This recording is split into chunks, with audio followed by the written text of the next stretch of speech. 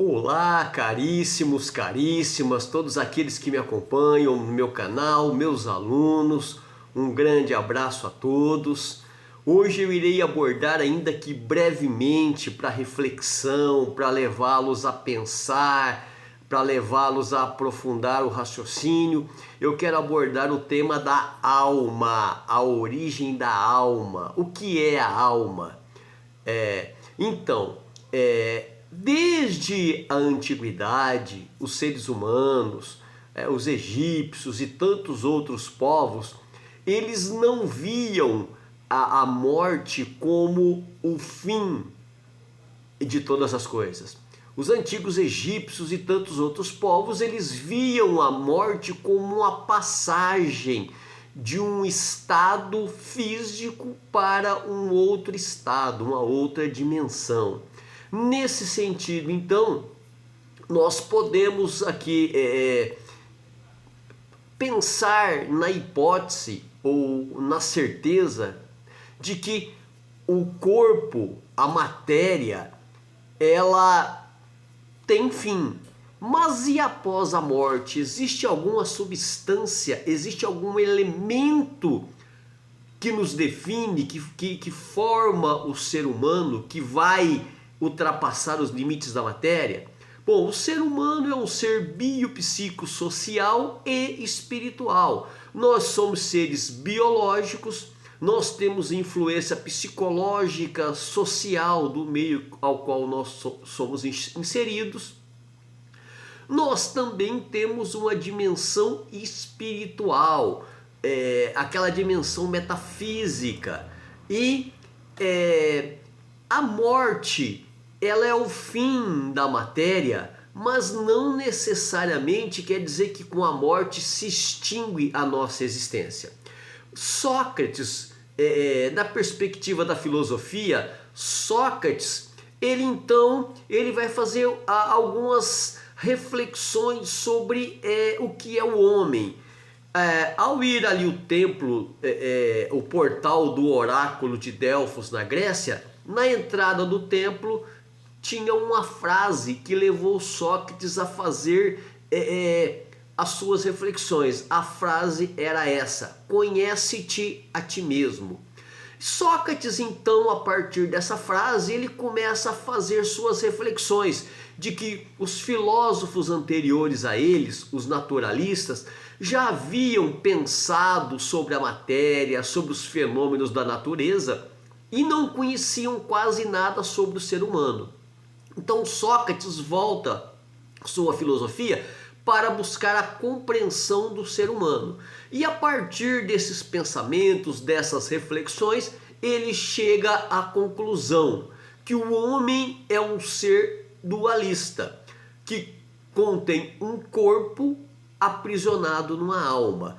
Então Sócrates acreditava que a verdadeira vocação humana não estava em dominar a natureza, mas em investigar a si mesmo.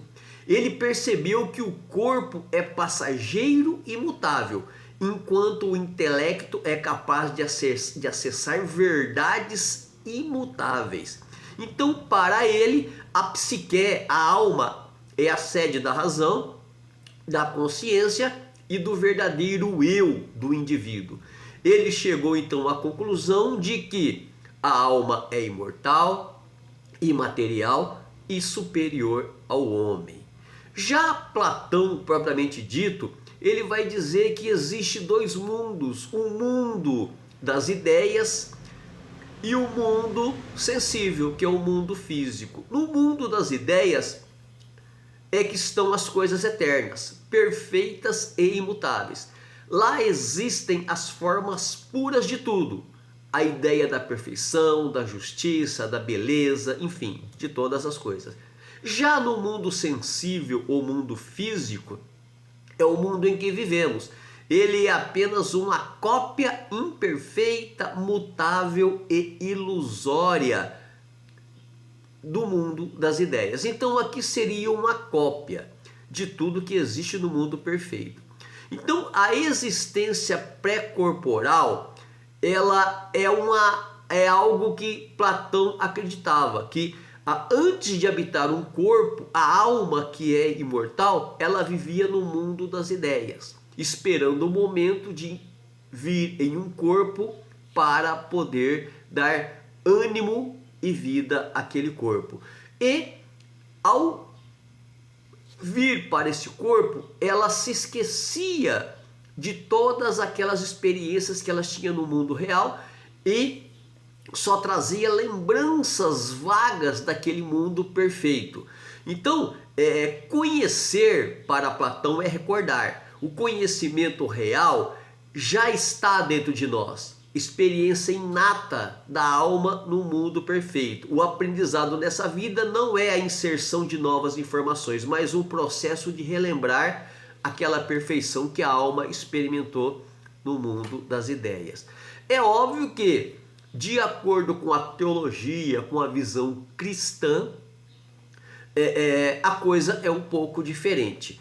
Agostinho, filósofo, pensador cristão, ele estabeleceu limites claros baseados na fé cristã e na filosofia neoplatônica, ao afirmar que a alma não é eterna e não existiu desde sempre. Ela foi criada por Deus.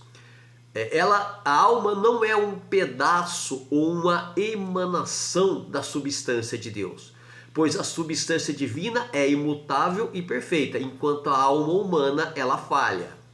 A alma ela é distinta da matéria. Ela tem uma superioridade. A alma foi criada para governar o corpo e orientá-lo ao bem. A alma, então, ela teria essa superioridade. A Bíblia, ela não descreve em detalhes o processo exato da origem de cada alma humana. Mas em Gênesis 2:7 indica que Deus formou primeiro o homem do pó e soprou o fôlego de vida, fazendo-o tornar alma vivente. Essa percepção nos dá a ideia de que para cada alma, para cada corpo concebido, para cada concepção, surge ali naquele momento uma nova alma.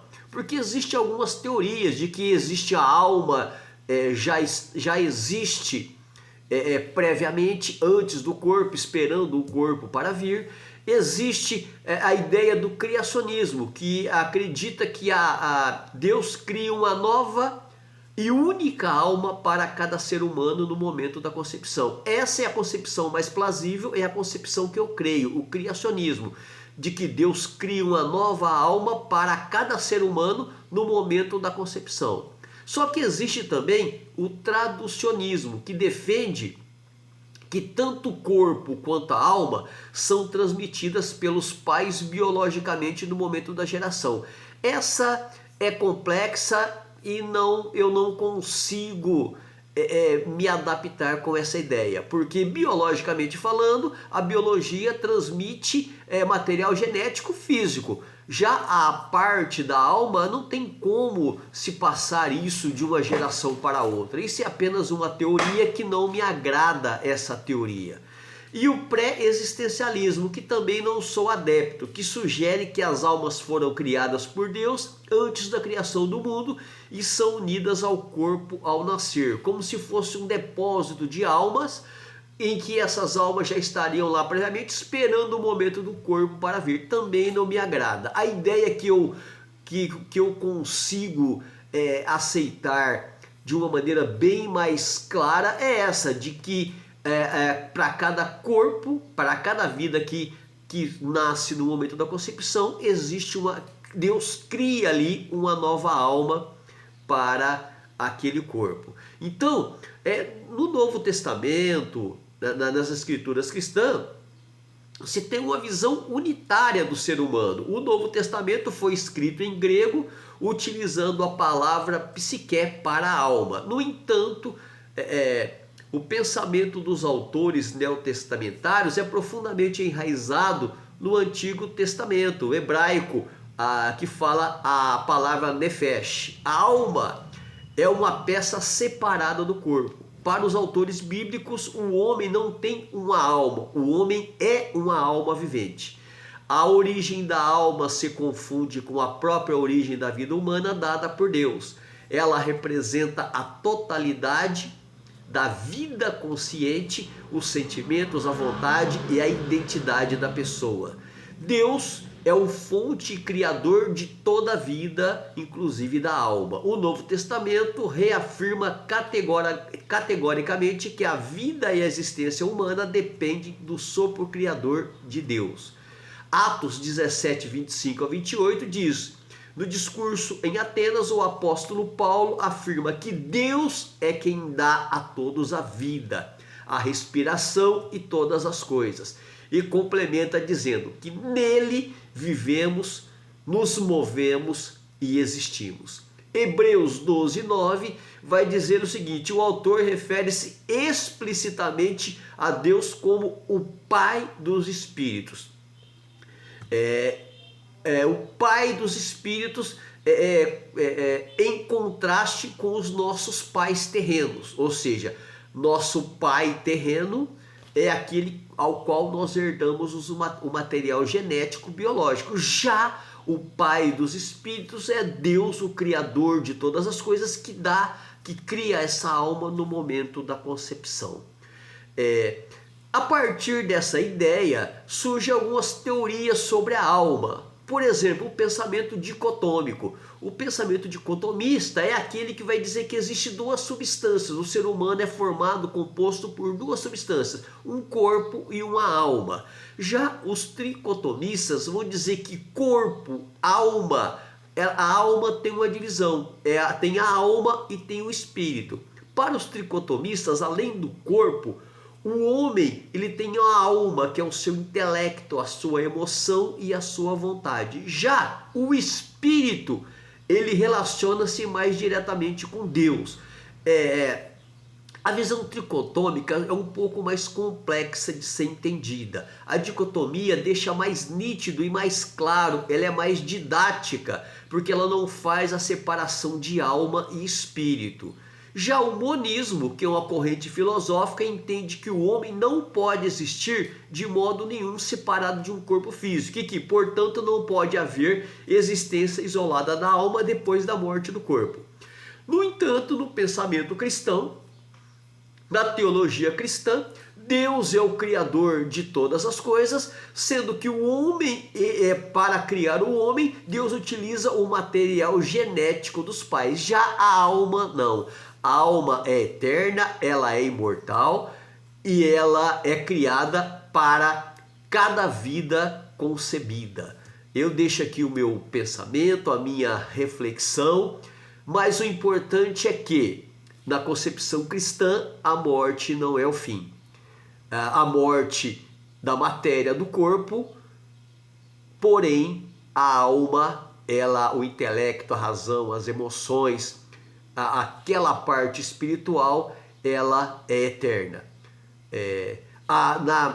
No pensamento cristão, a nossa existência humana é para nós conduzirmos bem tanto o nosso corpo quanto a nossa alma, e nossa vida, o sentido da vida é nos prepararmos para a morte. Muitos aí buscam fama, buscam sucesso, buscam dinheiro, buscam ser reconhecidos, não há problema nenhum nisso. No entanto, muitos vivem como se a morte não existisse, como que se o mundo material fosse eterno, e não é. A morte é uma realidade e todos nós um dia nos depararemos com ela.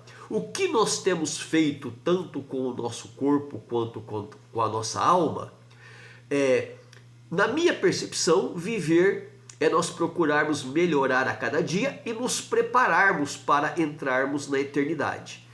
Eu deixo aqui o meu abraço a todos, peço a você que continue me acompanhando no meu canal, fazendo suas reflexões para o nosso crescimento intelectual. Um abraço a todos e até a próxima.